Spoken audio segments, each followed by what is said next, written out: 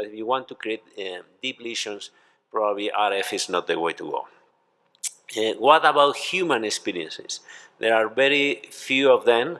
This is one of the latest. It's just 3 cases, and in fact, in one of them even they fail. And this was more or less the idea. So the advantage of this, or the potential advantages of this technology in the ventricle, is that you don't need true contact of the device, but still you need some proximity to the target area. Okay, what else apart from PFA? Needle ablation is another potential thing that will come in the future. Again, there are some initial experiences. This is a basic science model with this device, and they created some lesions looking for changes in local unipolar electrodes.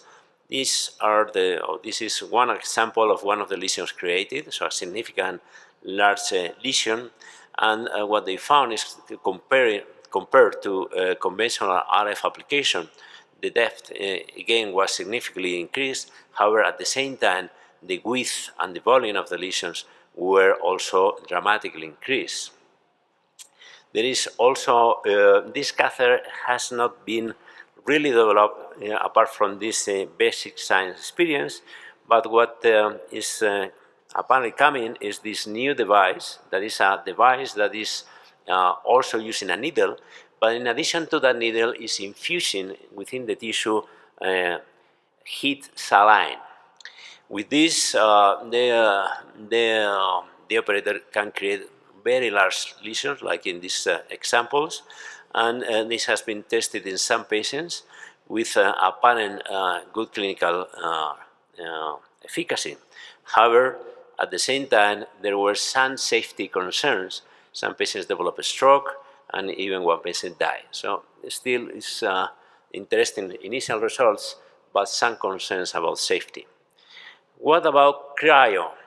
Cryoablation, there are things to come, and this is one of them, ultra-low temperature cryo, and this is one of the devices that are being tested nowadays. It's a device that can be shaped in different shapes according to the target, and it can go down to close to 80, minus 80 Celsius.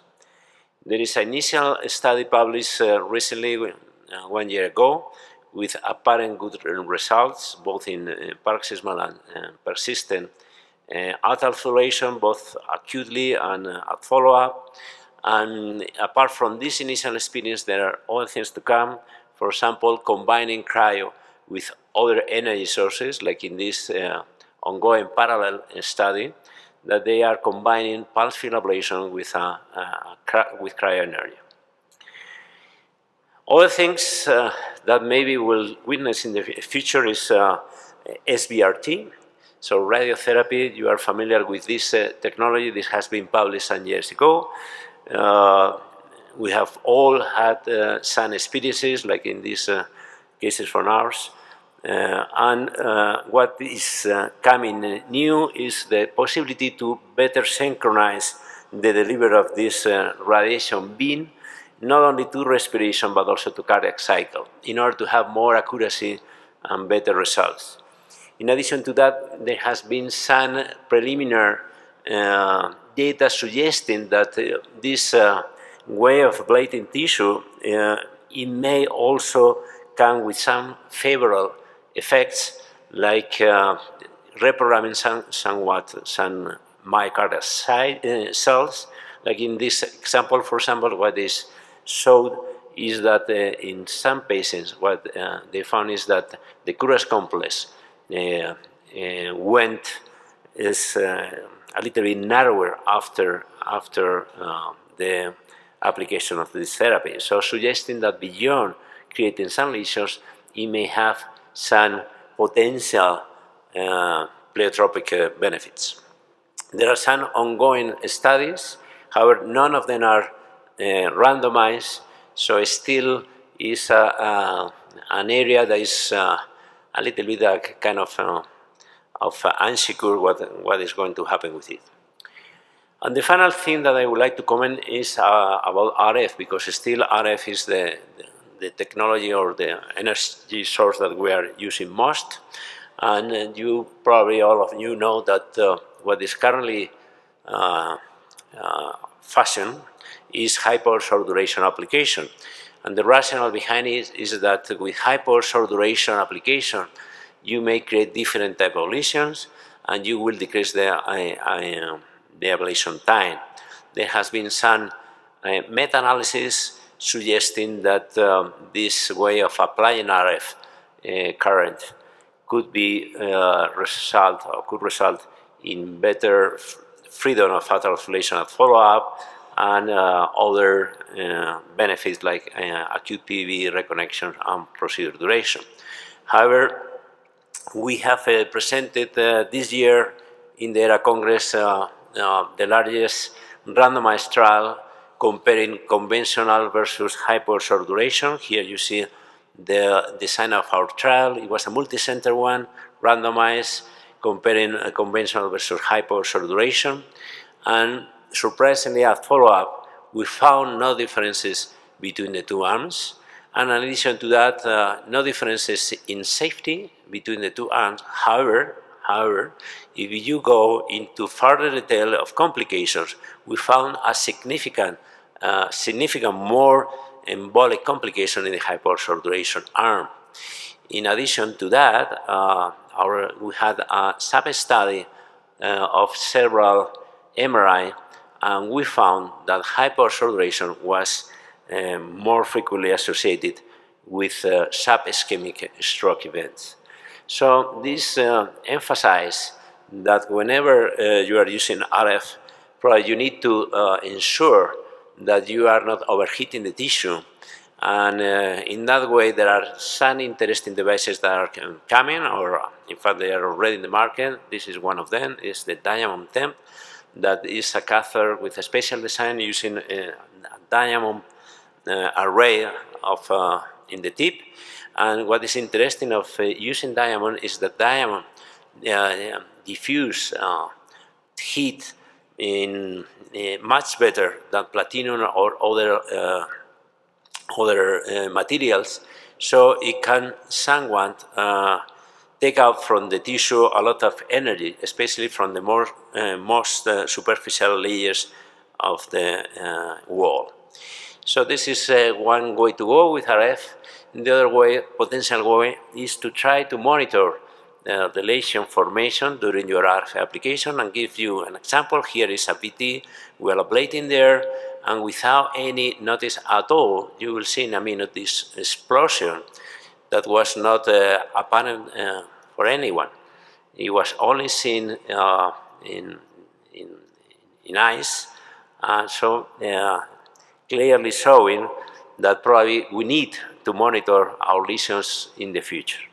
So not to extend myself much longer, some take-home messages. After PFA, this is still PFA, especially at mainly at short term, and beyond PVI. There is some way to go to understand better the role of this technology for line creation or for VT ablation. There are new tools coming for cryo with ultra low temperature cryo, or combining cryo with other energy sources. Needle ablation, there are some initial results, but there are concerns about safety. And in terms of RF hypersaturation, I think that our trials show clearly that there are some concerns about safety, and there are new catheters coming, the FERA 1, Diamond 10, that may solve part of its problem. Nothing else. Thank you very much for your attention. Thank you, José Luis. We'll have time for questions at the end of the full presentation. Now we will move on to the next talk. I invite Doctora Ana Venancio, is cardiologist, electrophysiologist from Monte Sinai Hospital in Juiz de Fora, Brazil, and she will talk about subcutaneous ICD, what is the current approach. Thank you. Good morning. I'd like to thank Dr. Ulises Rogel this invitation, and also Mulio and Mauricio for inviting me to be part of this such important joint session between Lahrs and ERA. Since the first subcutaneous ICD implantation in 2009 and the FDA approval in 2020, many improvements have been seen to reach the implant optimization as the evolution from the three incisions to 2 incisions surgery. Also, we expect the validation of the Praetorian trial, Praetorian score, to reduce procedures time out without DFT testing.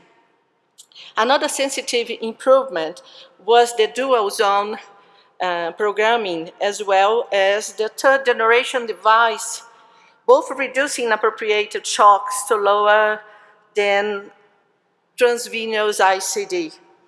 So, after understanding the difference between the surface seen by the subcutaneous ICD electrogram and its difference from surface ACG, and also the transvenous ICD that we usually see the intracardiac signal.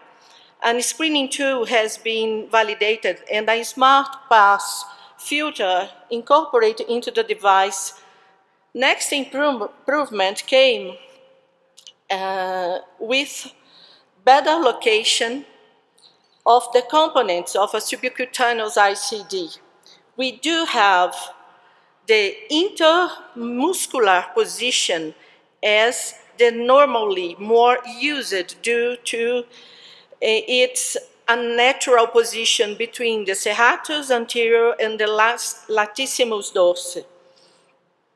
And in 2017, a large group did an evaluation of 4 different implantation techniques. Where 4 different implantation techniques were described, then there was proposed to omit the superior parasternal incision. The lead insertion between the xiphoid and the pocket is identical. The difference in the parasternal tunnel, here the electrode insertion too is covered by a 11 French peel away sheath, and the electrode insertion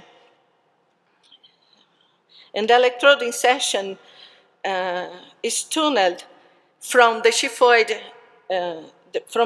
incision in a cranial direction over the sternum. The electrode is inserted into the sheath, and then the sheath is peeled away, leaving the electrode in place. Finally, the lead is sutured with a sleeve to the fascia at the xiphoid muscle to ensure adequate fixation without the distal fixation, as we do not have the superior incision. Next step that we have the expectation for the next year regarding implantation procedures comes from the Praetorian DFT results. Despite we have 1% chance of 1% chance to fail defibrillator therapy when you have a Praetorian score, full Praetorian score less than 90 results. This is not,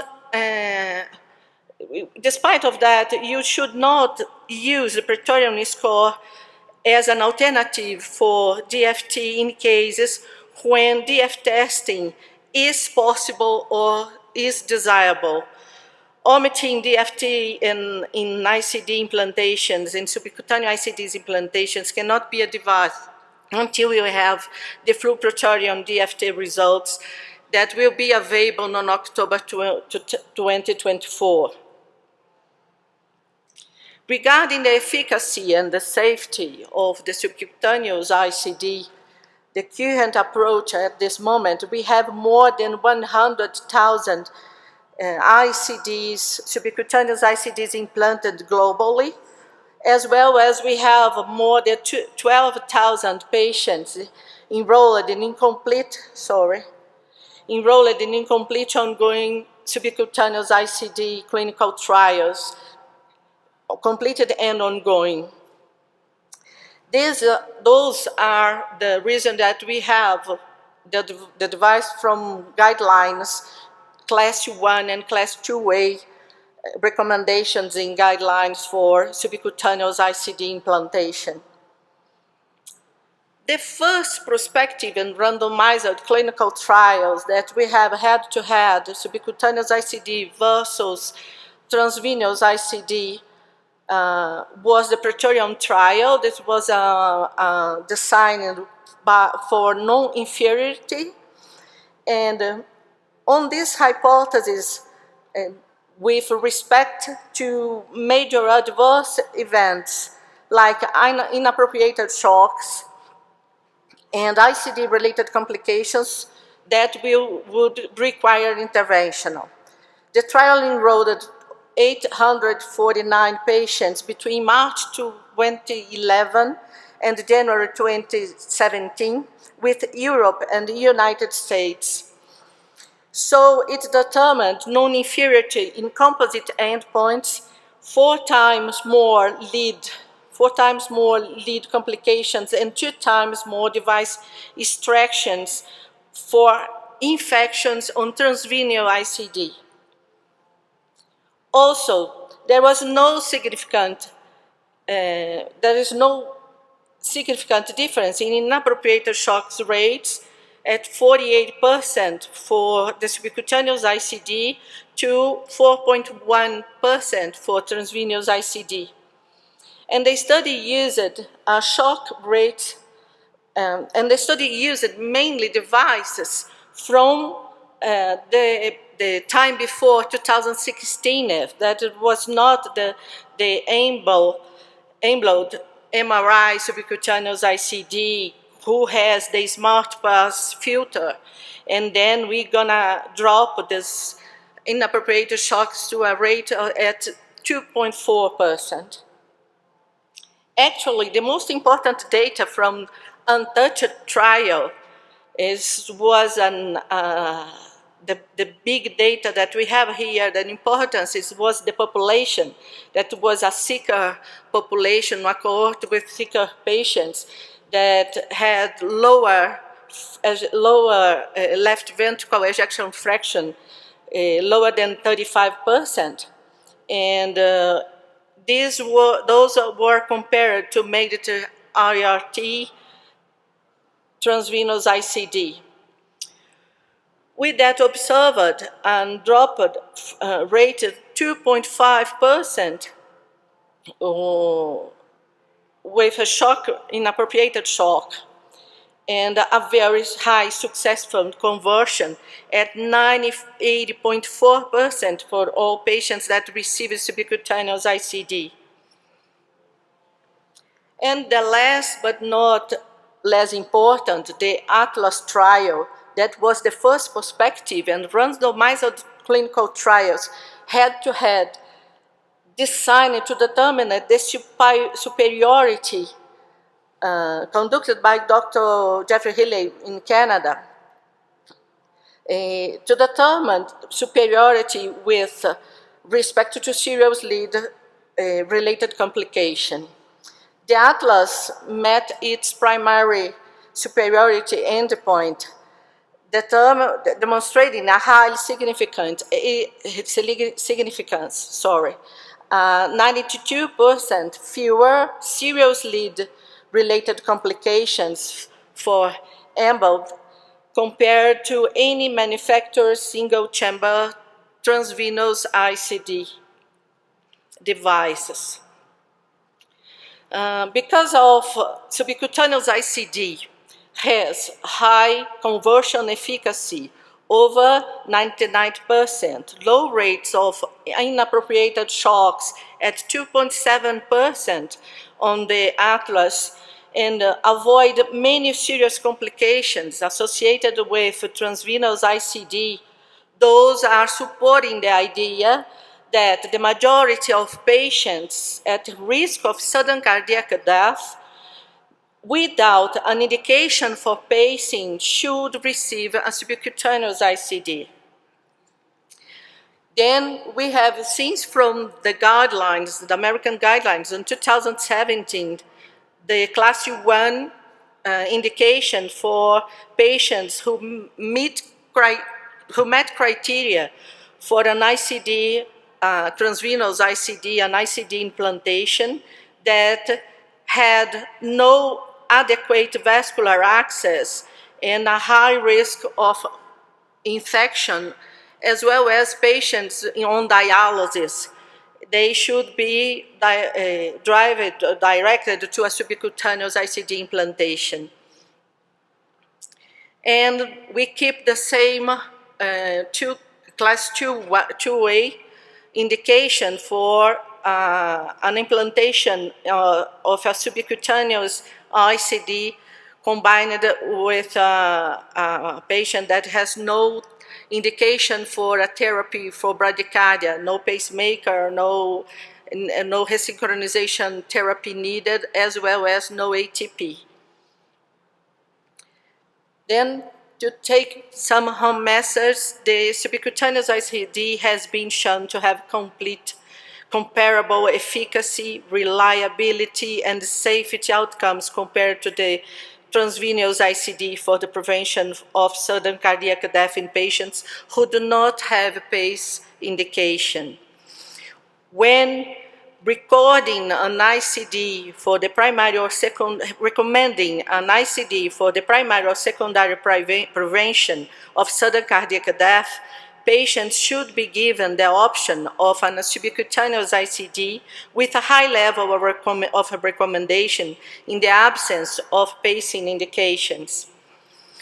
As well as the subcutaneous ICD may be preferred over the transvenous ICD in patients at a high risk for cardiac implantable electronic device infection, those with limited vascular access, and patients on dialysis in the absence of pacing indication.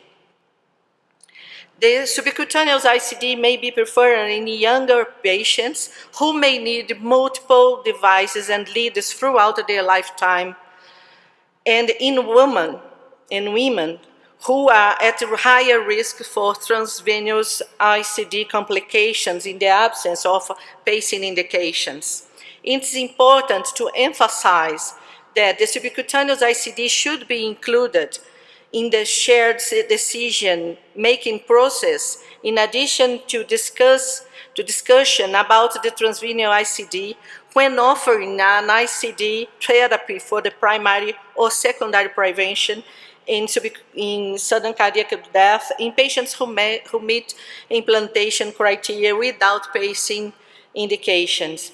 Thank you for your attention.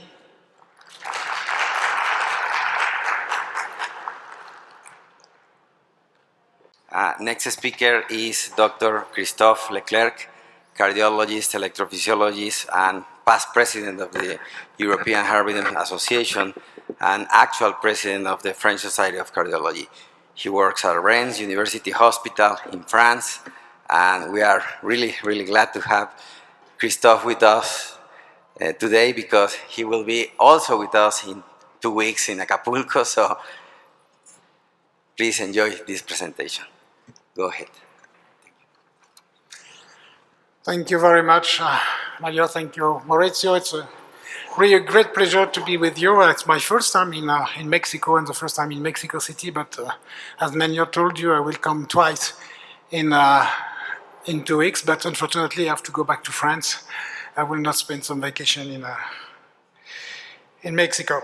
So for me it was very important to attend your meeting, because as you know there is a long history of friendship between ERA and Lahrs, And with Jose Moreno, it was not possible not to be here with you tonight with this very important last 2023 Congress. So my talk is about conduction system pacing, current state and future challenge. And because of time, I just want to focus my talk about the CRT indication. This is my disclosure. So what do we need an alternative to BIV pacing? Because now we started BIV pacing in 1994, and we have a long history of CRT using biventricular pacing, and you know that this technique is very efficient to reduce mortality, morbidity, to improve quality of life, and to reverse cardiac dilatation. However, despite the improvement in different technology, we still have some failure of left ventricular lead implantation, around 5 to 10%. And also we know that when you use biventricular pacing with a lead inserted into the coronary sinus, you pace at the level of the epicardium, which is not optimally physiologic, and probably a more physiologic pacing mode should be more efficient. Also, we know that the efficacy of CRT is depending on the phenotype of the CRT candidates based on QRS duration, conduction disorders, LBBB or non-LBBB, and so on. And also, importantly, especially for patients implanted with a CRT-P, if you use the conduction system pacing, it's less expensive because you just need a DDD pacemaker and one lead less. Is CSP ready for CRT candidates? Of course, in case of left ventricular implantation failure, it could be a very good alternative. Upgrade to CRT, why not? Non-LBBB patient, because we know that CRT is less efficient in these patients. What about LBB patients? Patient with low ejection fraction and AV block. Also, patient with a strategy of ablate and pace. Just want to show you this case from my institution. We tried to implant left ventricular lead into the coronary sinus, but we didn't find the coronary sinus because there was an atresia of the coronary sinus with a small persistent left superior vena cava. And for this patient, I don't know what will you do, but for us it was obvious that we need to use conduction system pacing because it was not possible to cannulate or to go into the coronary sinus. So what is conduction system pacing? We started conduction system pacing many years ago in the early 2000s with Dr. Desmuk with ease pacing. But conduction system pacing today is not only ease pacing. It could be also RBBB pacing, which is not very used, but also left bundle branch block area pacing, including LBB pacing, left ventricular septal pacing, and less fascicular pacing. So when we discuss about conduction system pacing, today we discuss more about LBBA pacing than ease pacing, because ease pacing is a little bit, I would not say out of the game, but less used than before. So what did we wrote in our guidelines at the ESC with ERA in 2021? We have very few indications for a CSP pacing because at this time we didn't have a lot of data. We just consider that ease bundle pacing could be an alternative if we were in the case of we have non-successful implantation of the left ventricular lead. But at this time in 2021, we didn't mention any indication for LBBA pacing because we didn't have enough data at this time. We will see that our colleagues from Latin America, HRS, have new guidelines for that. But by the way, when you look at this survey performed in Europe, you can see that LBB pacing is already very adopted by a pacemaker, a physician. In patients with AV block and OQRS, it's about 50-50 between ease pacing and LBB pacing. But if you move to a failed biventricular CRT, you may appreciate that most of the physicians, about 60% of them, prefer to implant LBBA pacing. And it's the same with slowly conducting AF. AV block with YQRS, sinus node disease, it's mixed 50-50. But when you have a bundle branch block and low AF, once again, LBB pacing is the most adaptive technique for conduction system pacing. So what do we have like evidence? In fact, we have very, I would say, no very strong evidence about conduction system pacing in patients with CRT indication. I will show you some example, and you will see that or it's observational data, or it's randomized trial, but very, very limited number of patients. And this is one of the first trials, the East Sync, and you may appreciate that only 40 patients were included in this trial, 21 in East bundle pacing group, 20 in BIV pacing. And you may appreciate also that there was a huge crossover between East bundle pacing to CRT, but also between BIV pacing to East bundle pacing. By the way, when you look at intention to treat, you can see that you have a significant reduction in both groups, and the magnitude of reduction was much better with East pacing as compared to BIV pacing. And you have also a larger increase in left ventricular ejection fraction with East pacing as compared to BIV pacing. And if you look at East as treated, you may appreciate that you have a significant reduction in QRS duration, and more patients with an increase of at least 5% in left ventricular ejection fraction. So, small study, lot of crossovers, but interesting data. Now, this is another survey conducted in about 100 patients. The patient had a left ventricular lead implant failure. They were non-responders to CRT, or their primary CRT indication, so it was a mixed population.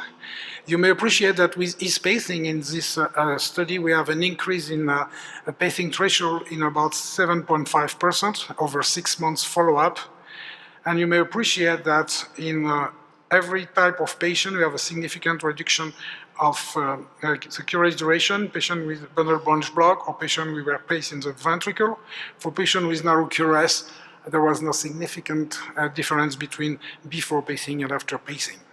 Once again, an improvement, a significant improvement in left ventricular ejection fraction with East pacing, and also a significant decrease in the New York Heart Association class. So also encouraging data for East pacing. And the last one was published 2 years ago. It was also a small study, 50 patients randomized in 2 groups, 25 in each group.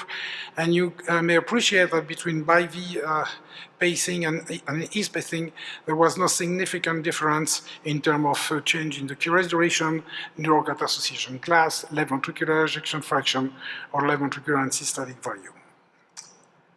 But now, as I told you, we use more and more left bundle branch area pacing. And this is a very interesting survey from Europe published last year, including more than 2,500 patients from 14 European centers, very trained center for LBBA pacing. And so you can see that in the majority of the case, the pacing was at the left branch fascicular posterior area.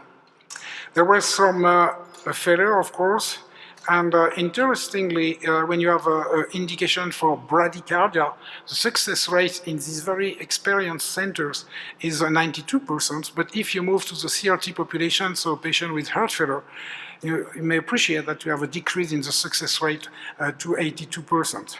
Of course, we have a complication as every invasive technology, but you may appreciate that we have new complication we didn't have before with the other technique, because it's acute perforation to the left ventricle. However, heart failure indication was the risk factor of failure of implantation of LBB area pacing. Interestingly also, if you start your experience with LBP pacing, you should understand that there is a learning curve, and the learning curve is about 20 implantation. After only 20 implantation, you become comfortable with LBBA pacing. So what do we have like data? We have this survey from Dr. Vijayaraman, 325 patients with a low ejection fraction below 50%, an indication for CRT or pacing. The success rate of LBBA pacing in this very experienced center was 85%. And you may appreciate that in terms of QRS duration, New York Heart Association class, there was absolutely no difference between LBB and non-LBB patients, also for left ventricular ejection fraction and left ventricular and diastolic diameter reduction.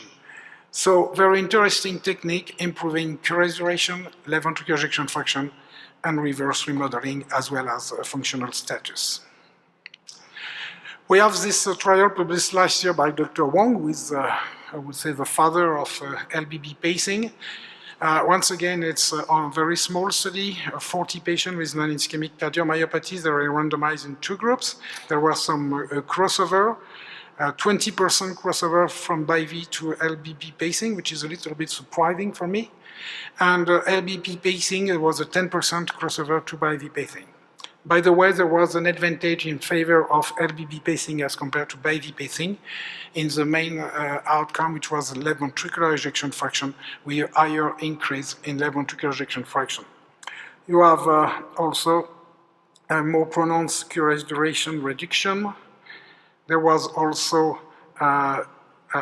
same result for left ventricular reverse modeling and also NT-proBNP. This is a study comparing a matched control group with a patient with CSP. It's not a randomized trial, so they included 500 patients, and you can see that if you look at the outcome, strong outcome, death of heart failure hospitalization, you have a significant reduction by 40% for CSP as compared to BIV pacing. And if you focus on the right part of the slide, for LBB patients, you have also a significant benefit for CSP pacing as compared to BIV pacing. But it was not a randomized trial. So, okay, it could be done for every indication, but we have to be very cautious because it's based on no strong data for me. If you want to read more about that, you have this paper published in conjunction with APHRS, Canadian Heart Rhythm Society, and Lahrs, about a very practical guide how to do LBB pacing if you want to implant, how to be sure you are in the LBB area. I just want to remind you that now the EP Europes journal is an open access journal, so everybody may have access to that. So our colleagues from HRS, APHRS, and Lahrs published this year during the meeting in New Orleans guidelines on cardiac physiology pacing based on the new data we have now since the publication of the ASC guidelines. And I just want to show some slides for patients with LBBB, white QRS, and a patient in New York Heart Association class 2 to 4. CRT is still in green with a class 1 indication, but you can see that CSP with IS or with LBB correction or LBBA pacing is reasonable if the CRT cannot be achieved. It's the 2 indications. And also, it becomes for the other patient, it's the door is open with a 2B indication. If you look at patients with non-LBBB and QRS duration over 150 milliseconds, it's a 2 indication for CRT, for New York Heart Association class 3 to 4. But for patients with class 2, it's a 2B, and you may implant CRT or conduction system pacing devices. And finally, for non-LBBB and QRS below 150%, it's a 2B indication for CRT or conduction system pacing.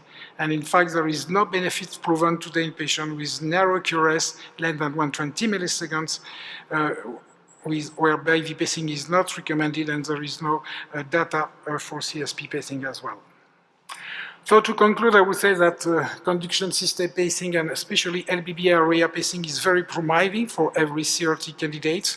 But I think that we do need to have a proof of at least a non-inferiority and if possible superiority with strong evidence-based medicine. And I put in this table all the trials we were performed with BIV pacing. And if you make a calculation, 25,000 patients were included. So we have very strong evidence for BIV pacing, and for CSP today, it's a little bit weak, I would say.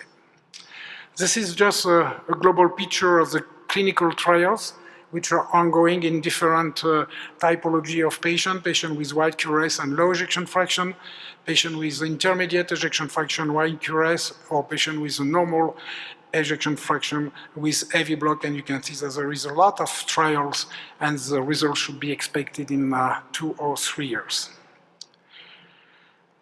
Perhaps we don't have to oppose BIV pacing and CSP. Perhaps we can combine left ventricular pacing and CSP, and this was the purpose of the Lahrs CRT trial. We did show that when you combine CSP and BIV pacing, you significantly further decrease the QRS duration as compared to LBBA or BIV pacing, and probably this is a very interesting technique, a little bit more complex, but interesting, which will be assessed in the follow-up. So I would like to conclude. I hope that we will see most of you in Berlin in April. I don't know if you know Berlin, but it's a very attractive city, and I hope that you will attend the ERA 2024 Congress between 7 to 9 April. Thank you very much for your attention. Now we'll move on to the last presentation. We invite Dr. José Carlos Pachón, from a cardiologist, electrophysiologist of the arrhythmia director of the Hospital of the Heart of St. Paul in Brazil. He is the ideologist and the father of the cardioneural ablation, and that's one of the new jewels in the electrophysiology, and he will talk about the state of the art of the cardioneural ablation. Thank you.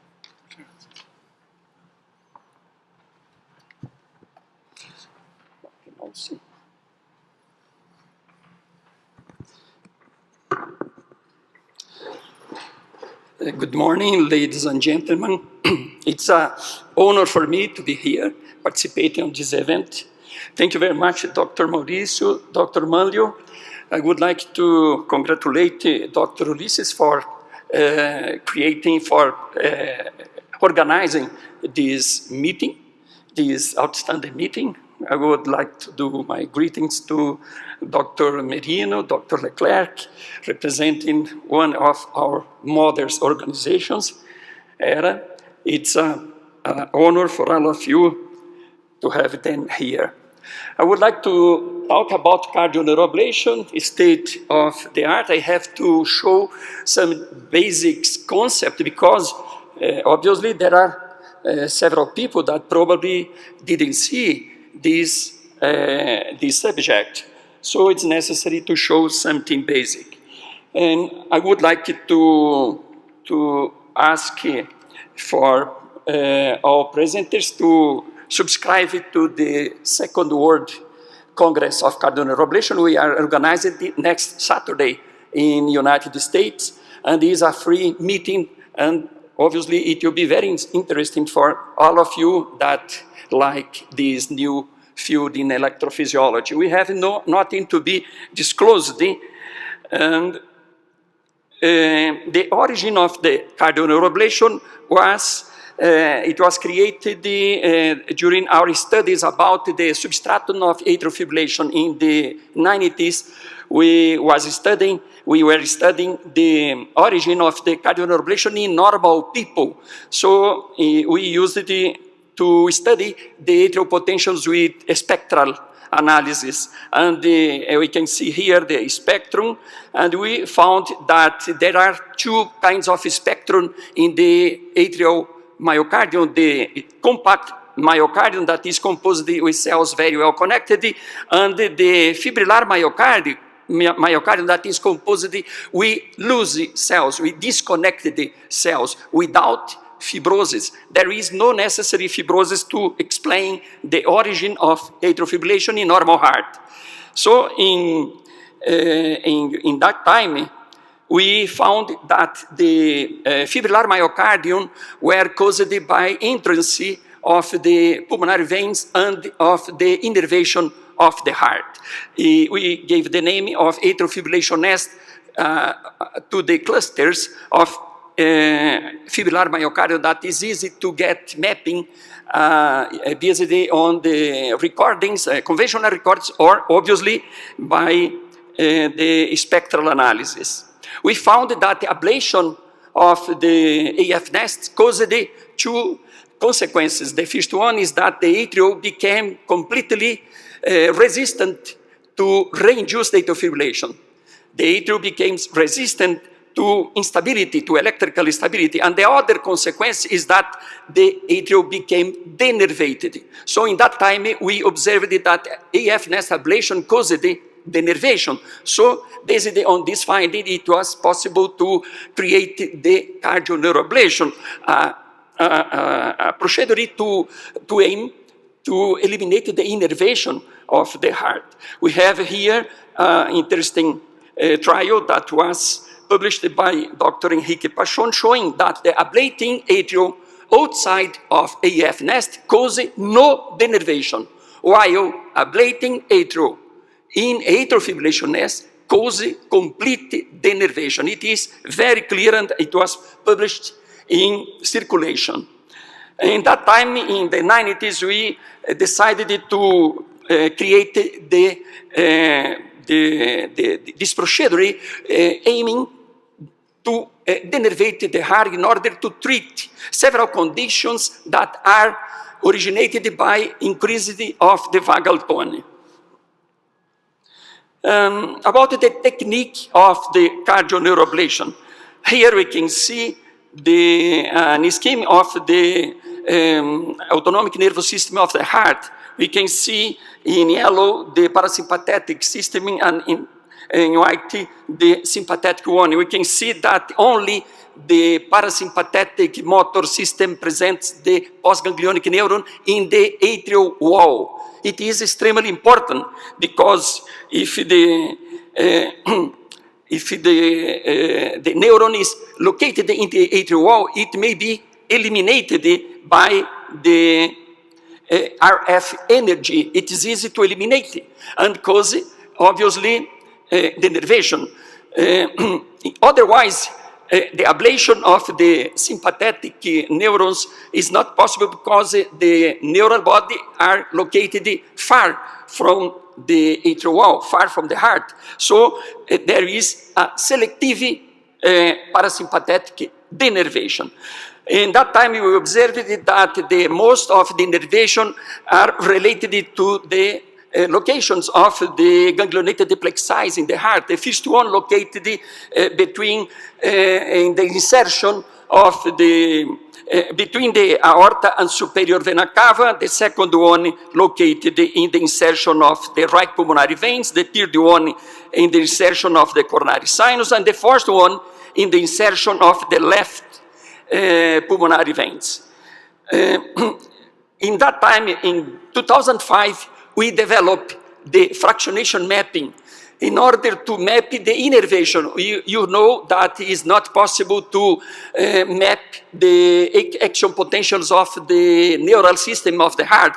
So in that time, we developed the fractionation mapping in order to get an approximation of the spectral analysis of the atrial wall. And the fractionation mapping nowadays is used by Abbott in their electroanatomic system. Here we can see that the green areas are areas with high probability of innervation, and the purple areas are areas with low probability of innervation. And here we have an example. We have no time to explain, but there is an example of one case that were completely denervated from the sinus node and the AV node. We have also denervating even the atrial wall in order to treat atrial fibrillation. So obviously the denervation may be very short and may be very extended depending on the aim of the procedure. In order to study the denervation during the procedure, we developed the extracardiac vagal stimulation, and this procedure is based on the placing of a catheter inside of the internal jugular vein near to the jugular foramen. In this point, is possible with specific adjustments of the stimulator, is possible to get the vagal stimulation without contact by field effect. And here we can see the asystole induced by the vagal stimulation, and after this, after the cardioneuroablation, there is no more asystole, showing that the procedure was well succeeded. Here we can see an example showing a patient presenting syncope, vasovagal syncope, showing the the long asystole caused by the vagal stimulation, and after the cardioneurablation, by stimulating the vagus in the same place, it is clear that there is no more vagal effect. We can see that the vagal stimulation causes no more bradycardia, no more AV block, no more asystole. It makes possible to get a good endpoint to the procedure, a rational endpoint to the procedure. Based on this procedure, nowadays we have the rational cardioneurablation, and obviously if the procedure is not performed, we have the empirical cardioneurablation. Here we compared the results of the a group of patients submitted to cardioneurablation with vagal control, and in red, cardioneurablation without vagal control. It's clear that the results, the recurrence of syncope is higher in the group without vagal control. It is extremely clear because the difference is in order of 5 times.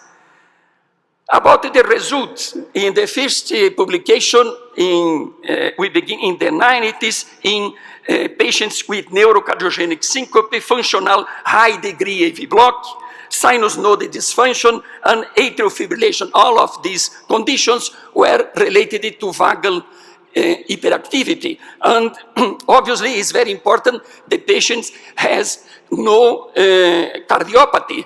The cardioneurablation was developed to treat functional conditions. And here the first trial that was performed by Dr. Piotrowski in Poland, showing that the cardioneurablation shows a very better results than clinical treatment in neurocardiogenic syncope. They showed very, very good results. And here our results. Here we can see the cardioneurablation, the empirical cardioneurablation in red, and in blue there is the cardioneurablation controlled by vagal stimulation. Here the clinical treatment that was published by Dr. Roman.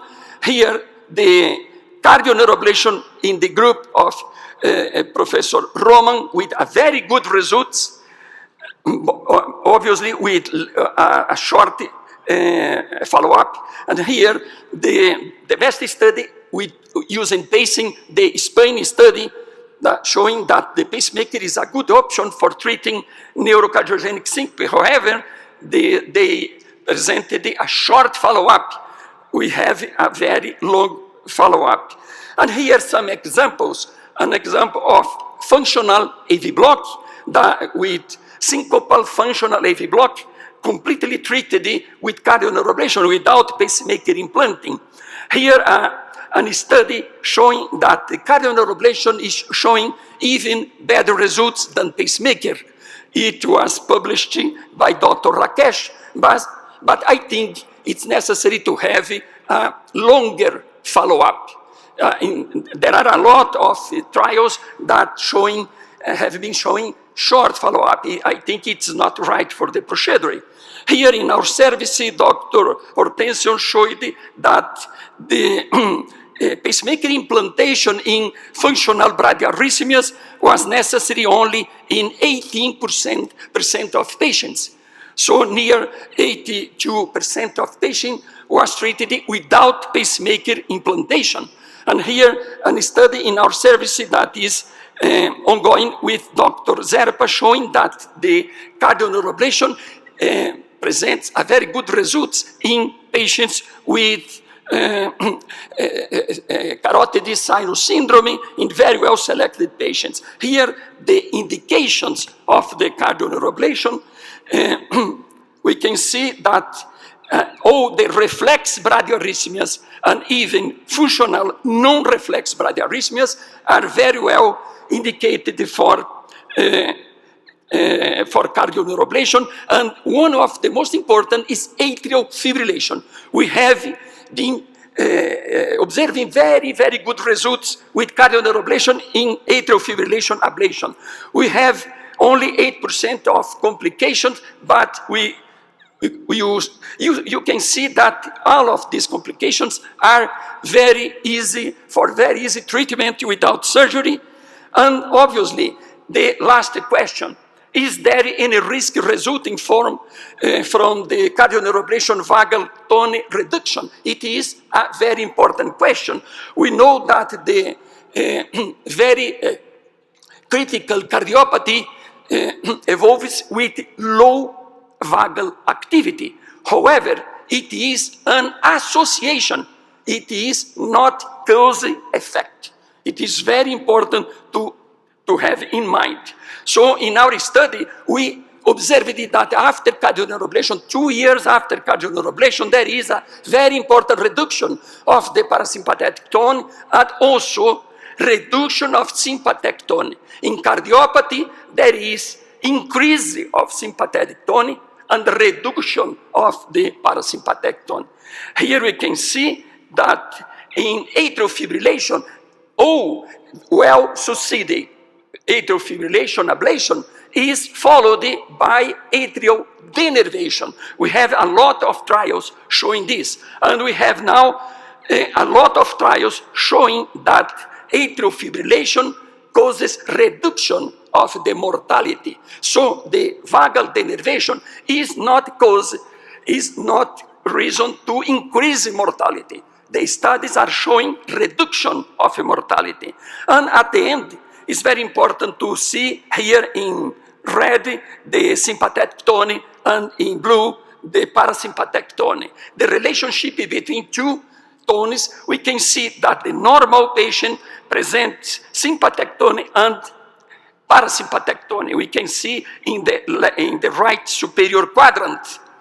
And during the sleep, during the rest, we go down to the right inferior quadrant with high parasympathetic tone and low sympathetic tone. In cardiopathy, we are in the high left superior quadrant. Post-MI, for example, and cardiomyopathy with low ejection fraction. In this case, there is high risk because there is low parasympathetic tone with high sympathetic tone. And after cardioneuroablation, we are in the inferior left quadrant, presenting low parasympathetic tone and low sympathetic tone. So in our studies, we are studying this more than 25 years. We have been observing no reduction, no increase of arrhythmias, and obviously no increase of mortality. Here we can see a study of 83 patients followed by 2 years, and in this group it was very clear and very significant reduction of supraventricular arrhythmias, reduction of ventricular arrhythmias, and reduction of all bradyarrhythmias. So in our studies, the cardioneuroablation is not arrhythmogenic. It is a safe procedure. Thank you very much. Thank you very much, Dr. Pachon, for this excellent talk. And we are on time, so we won't have questions this time, but you can approach the speakers, please. They are welcome to receive your observations or comments. I would like Mauricio to close the session, please. Well, thank you so much for the wonderful presentations. And now we'll move to the next session that I think it's starting now. We're a little late. No? Thank you for the presence.